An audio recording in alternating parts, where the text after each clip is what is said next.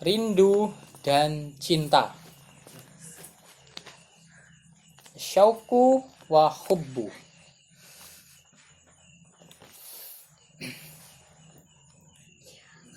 Syauku wa hubbu zahirun jiddan amamal uyun.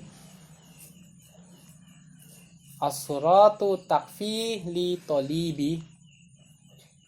Al-muallimul li yu'allimuhu wa yansyaghilu biha.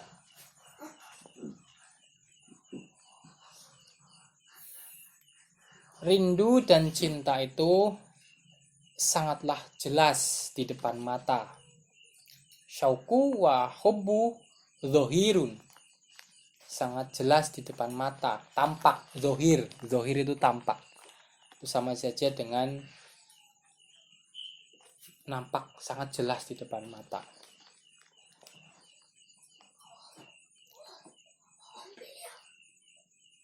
Tamsilnya yaitu cukuplah bagi seorang murid, yaitu guru atau syekh atau mursyid yang mengajarinya. Jadi bagi seorang murid, guru mursyid yang kamil itu sudah cukup bagi seorang murid. Serta cukuplah si murid itu hanya sibuk kepada guru mursyidnya tersebut, guru mursyid yang kamil.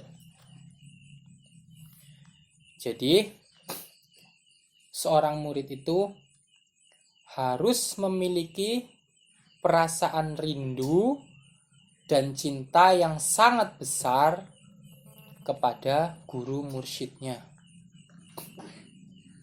Sebab dengan tenggelam kepada keduanya, yaitu rasa rindu dan cinta yang sangat besar, maka sang murid akan mampu berjalan kepada rahasia-rahasia dari gurunya tersebut.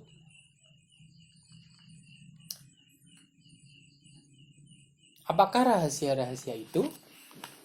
Rahasia-rahasia itu adalah ma'rifatullah.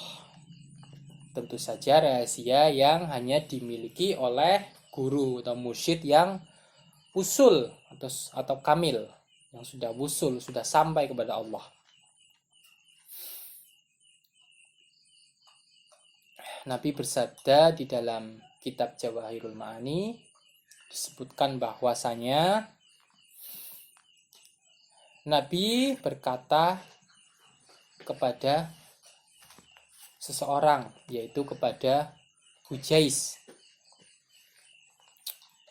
Ya Hujais, bertanyalah kepada para ulama, berkumpullah kepada para hukoma, dan bertemanlah dengan para arif billah. Bertanyalah kepada ulama atau orang alim, orang yang berilmu. Ulama, alim, ilmu. Ulama itu berarti orang yang alim atau orang berilmu.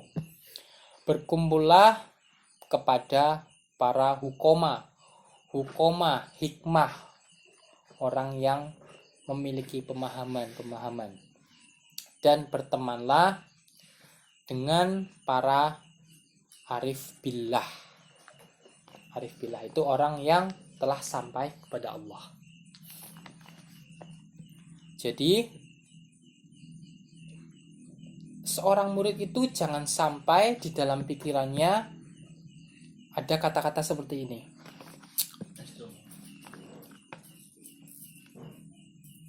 Apakah guruku itu rindu dan cinta kepadaku? Jadi seorang murid itu jangan sampai di dalam pikirannya terbesit pikiran apakah gurunya itu rindu dan cinta kepadanya. Jangan sampai. Tapi semestinya yang harus ada di dalam pikiran seorang murid adalah seberapa besar rindu dan cintanya atau cinta sang murid itu, seberapa besar rindu dan cinta gurunya, maksudnya, maka tergantung seberapa besar rindu dan cinta sang murid kepada gurunya. Jadi rindu dan cinta guru kepada murid itu tergantung bagaimana perasaan rindu dan cintanya sang murid kepada gurunya. Begitu juga kepada Allah, terapkanlah seperti itu. Seberapa besarkah cinta Allah kepada hambanya, yaitu tergantung seberapa besar cinta hambanya kepada Allah. Jadi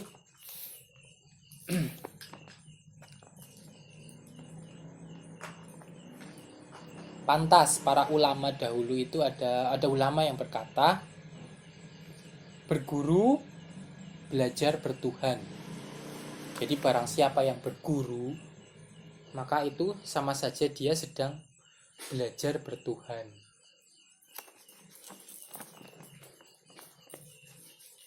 Karena prinsipnya itu sama.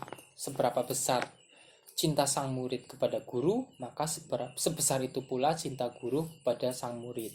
Seberapa besar cinta seorang hamba kepada Allah, maka sebesar itulah cinta Allah kepada sang hamba tersebut. Seorang murid harus masuk di dalam dua hal ini agar dia mampu untuk masuk ke dalam rahasia-rahasia dari gurunya, sehingga sang murid akan diwarisi, yaitu apa yang ada pada dada gurunya. Apakah yang ada di dalam dada gurunya itu? Yang ada di dalam dada gurunya adalah cahaya-cahaya ketuhanan, nur ilahiyah.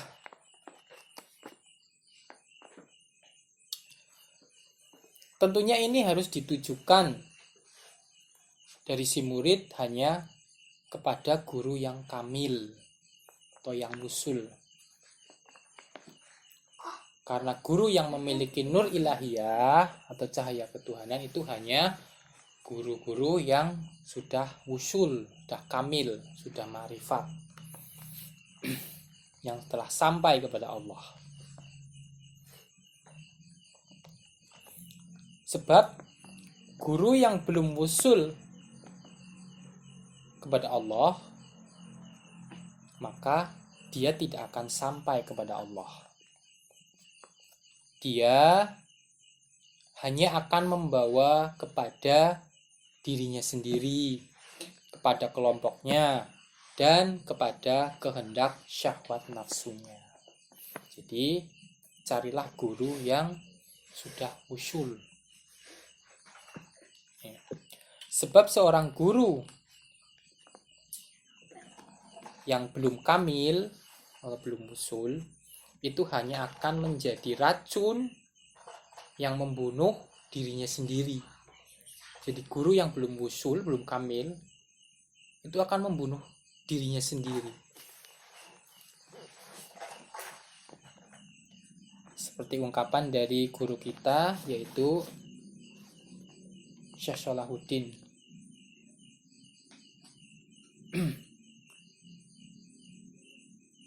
Di dalam kitab Hawatiful Haq, yaitu Iqbal linnas wal murid ba'dal kamali summun qatilun. Seorang syekh atau seorang guru yang didatangi banyak manusia, iqbal linnas, didatangi banyak manusia, wal murid, dan memiliki murid, ba'dal kamali, namun dirinya belum wusul atau belum kamil, belum sempurna, summun qatilun, maka itu hanya akan menjadi racun yang akan membunuhnya secara perlahan. Jadi membunuh guru tersebut. Guru yang belum usul akan membunuh dirinya sendiri jika dia didatangi oleh banyak manusia, menjadi rujukan, dan dia punya banyak murid, tapi dia belum usul, maka sama saja dia membunuh dirinya sendiri dengan perlahan.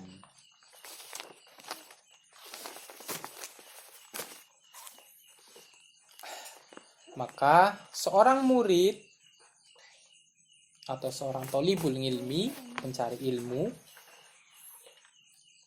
wajib mencari guru yang kamil.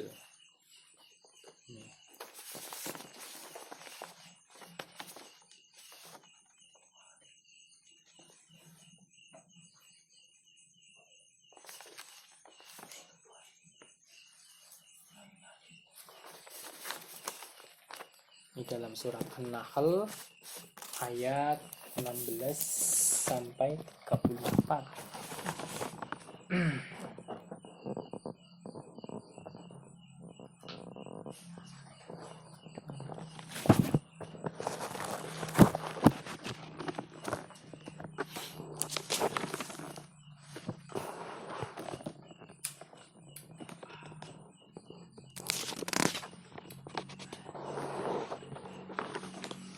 Sampai 20 sampai 34. 16 sampai 34.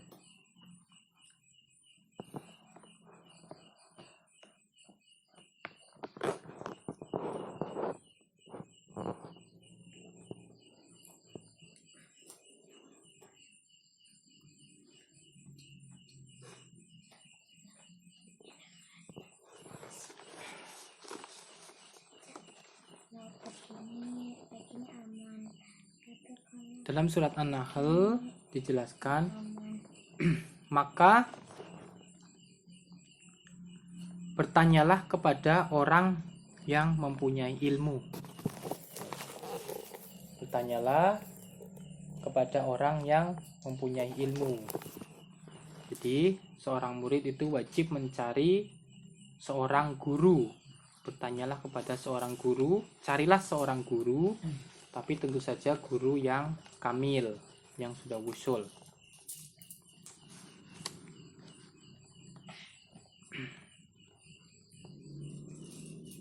Seperti halnya dalam surat Al-Mujadalah, yaitu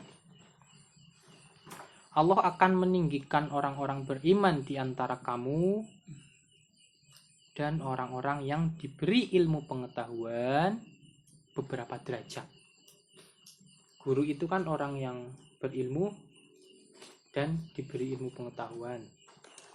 Maka dia akan diberi beberapa derajat. Contohnya derajat kamil. Dalam ayat ini berkaitan dengan pernyataan dari Ibnu Abbas radhiyallahu anhu, yaitu orang yang berilmu memiliki kedudukan 700 derajat di atas orang mukmin. Jadi seorang guru, orang yang berilmu, orang yang memiliki pengetahuan itu akan diberikan beberapa derajat. Contohnya derajat kamil. Kalau dalam pandangan Ibnu Abbas, maka orang yang berilmu, yang memiliki pengetahuan itu kedudukannya 700 derajat di atas orang mukmin. Jadi wajib bagi seorang murid untuk mencari guru yang kamil. Guru yang kamil sudah pasti dia memiliki ilmu pengetahuan.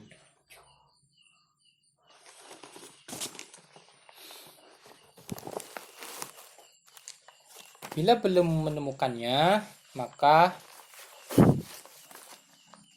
wajib bagi dirinya untuk meninggalkan gurunya yang belum kamil, menuju kepada guru yang sudah kamil. Jadi bagi seorang murid, jika dia memiliki guru yang belum usul, belum kamil, maka wajib untuk pergi mencari guru yang sudah kamil, sudah wusul, sudah sampai kepada Allah. Yang mana perginya seorang murid dari seorang guru atau seorang syekh itu bukan dari kehendaknya. Namun bila Allah menghendaki dia untuk masuk dalam ma'rifatullah, maka Allah sendiri yang akan mengeluarkannya. Jadi kalau Allah sudah menghendaki seorang murid yang dia berguru bukan kepada guru yang kamil, jika Allah sudah berkehendak untuk memasukkan si murid ke dalam ma'rifatullah, maka Allah sendiri yang akan mengeluarkan dia dari gurunya yang lama. Sehingga sang murid tersebut pergi menuju guru yang kamil tanpa kehendak syahwat nafsunya. Sehingga sang murid bisa terus dalam keadaan berprasangka baik kepada gurunya yang lama, meski dia pergi mencari guru yang kamil. Jadi kalau seorang murid itu pergi mencari guru yang kamil atas kehendak Allah, maka dia akan bisa tetap berhusnuzon, berprasangka baik kepada gurunya yang lama yang belum kamil.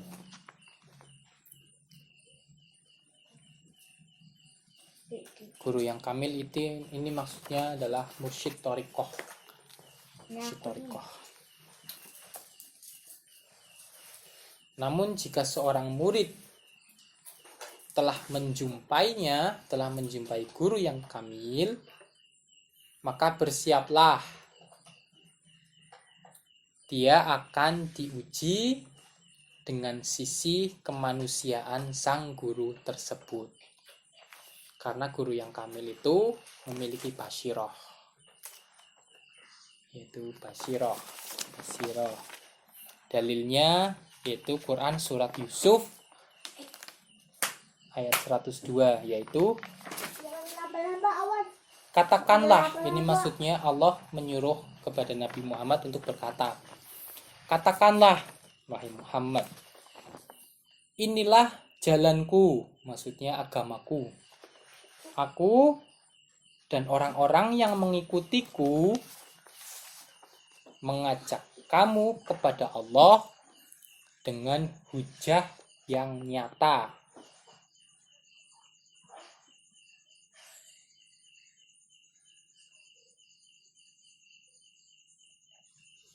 Hujah yang nyata ini maksudnya basyirah, karena basyirah itu hanya dimiliki oleh guru-guru yang kamil. Basyirah itu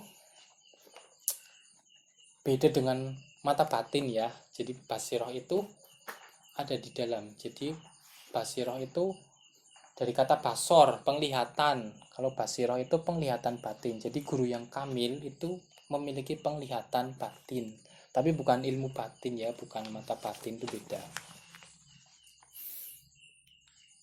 Kalau basyirah itu ini memang anugerah dari Allah.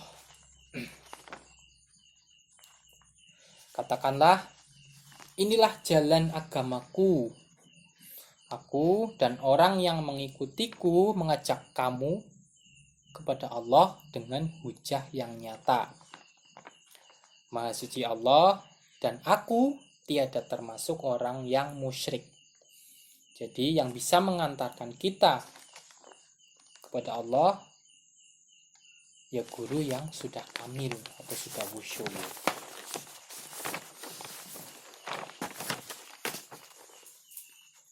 Lanjut.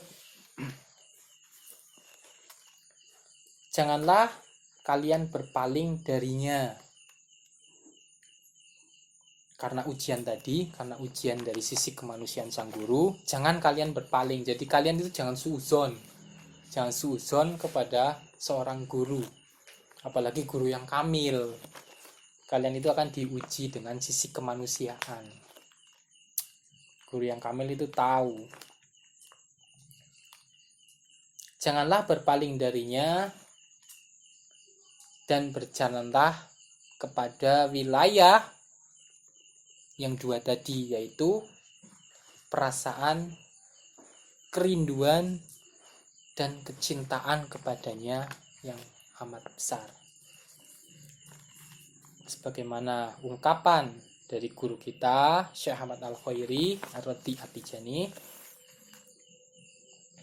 tundukkan hati dan akalmu di hadapan gurumu, guru yang kamil tentunya, sehingga kamu menjadi murid. Dan setelah menjadi murid, engkau akan murad. Murad itu dikehendaki, maksudnya diridhoi oleh Allah.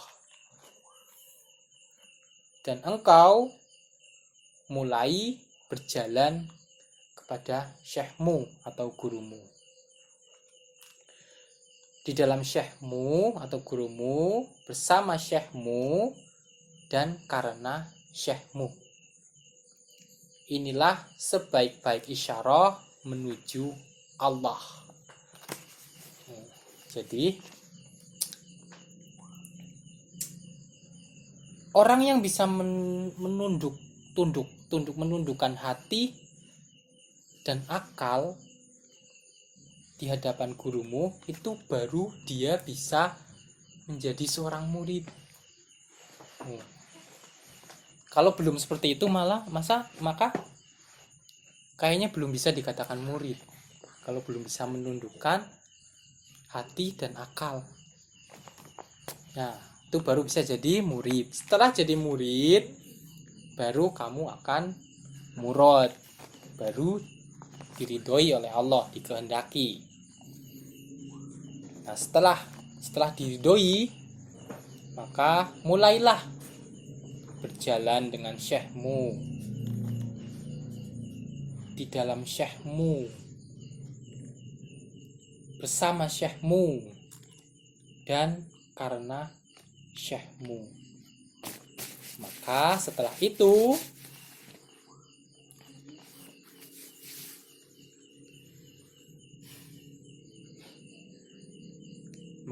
itu baru menuju kepada Allah. Murid yang masuk di dalam wilayah rindu dan cinta, maka akan tampak beberapa hal. Seorang murid itu yang memiliki perasaan kerinduan dan kecintaan terhadap syekhnya, itu akan tampak beberapa hal.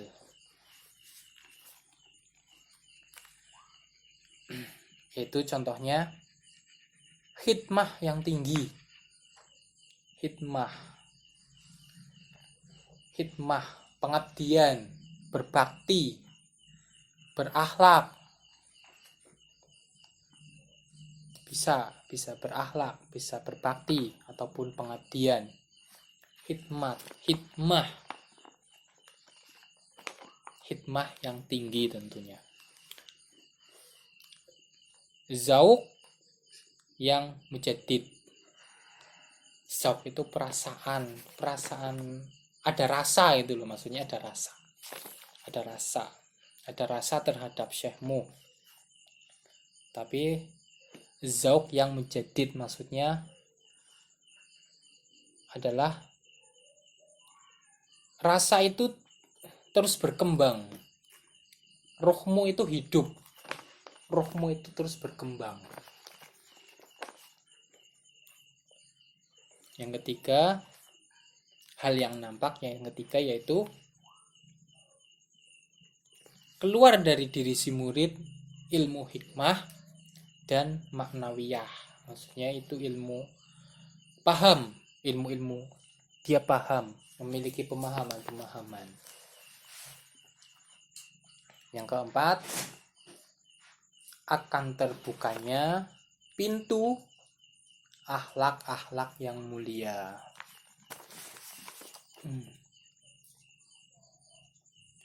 Ini sesuai dengan hadis yang diriwayatkan oleh Imam Ahmad, yaitu tidak termasuk golongan kami, golongan-golongan orang yang beriman maksudnya, orang yang tidak menghormati ini tidak menghormati ini ada hubungannya dengan akhlak. Tidak termasuk golongan kami orang yang tidak menghormati yang lebih tua dan menyayangi yang lebih muda, serta yang tidak mau mengerti hak ulama, maksudnya guru. Jadi yang keempat itu kan terbukanya pintu akhlak-akhlak mulia. Jadi kalau orang yang tidak bisa menghormati orang yang lebih tua, tidak bisa menyayangi orang yang lebih muda, dan tidak mau mengerti akan hak-hak ulama, maka itu dia itu belum terbuka pintu akhlak-akhlak yang mulia. Jadi dia itu belum masuk, orang yang belum masuk dalam wilayah rindu dan cinta.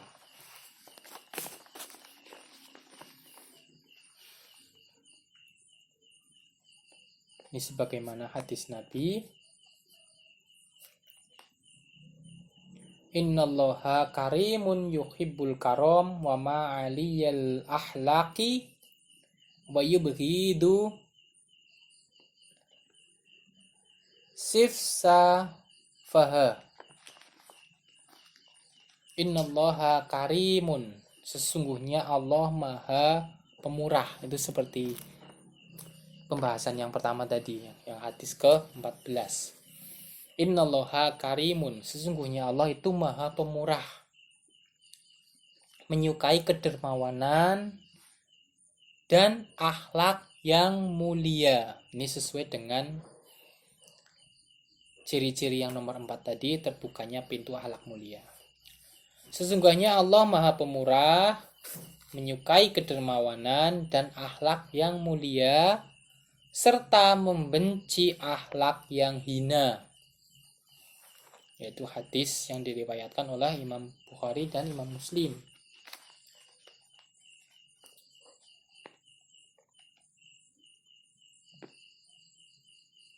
Ada juga hadis lain, inna min khiyarikum ahsankum akhlak, sesungguhnya yang terbaik di antara kalian adalah yang terbaik akhlaknya. Ahsankum akhlak, yang terbaik akhlaknya. Hadis riwayat Imam Muslim. Maka mereka yang tenggelam di dalam apa yang ada pada dada gurunya, maka dia akan mengenal Allah. Tenggelam dalam nur ilahiyah yang ada di dalam gurunya, rahasia-rahasianya itu ada nur ilahiyah. Maka mereka yang tenggelam di dalam apa yang ada di dada gurunya, maka dia akan mengenal Allah dan akan terbuka wilayah muhadharah. Muhadharah itu selalu merasa akan kehadiran Allah. Ini sebagaimana perkataan Syekh Ahmad At-Tijani di dalam kitab Jawahirul Ma'ani, murid yang berhadapan dengan syekh yang kamil, maka dia akan murad, akan diridhoi oleh Allah, dan terbuka untuknya pintu muhadharah. Jadi bagi seorang murid yang berhadapan dengan syekh yang kamil dan dia memiliki rasa rindu dan kecintaan yang besar kepada syekhnya, maka dia itu akan diridhoi oleh Allah dan akan terbuka pintu muhadharah, yaitu akan selalu merasa akan kehadiran Allah. Karena yang dihadapannya itu adalah nur ilahiyah, yaitu sebagai bentuk wujud ubudiyah, abdu atau penghambaan. Sebagai bentuk penghambaan kepada Allah, maka dia itu akan selalu merasakan akan kehadiran Allah. Dan sebagai bentuk rububiyah, yaitu tampak hukum-hukum ketuhanan.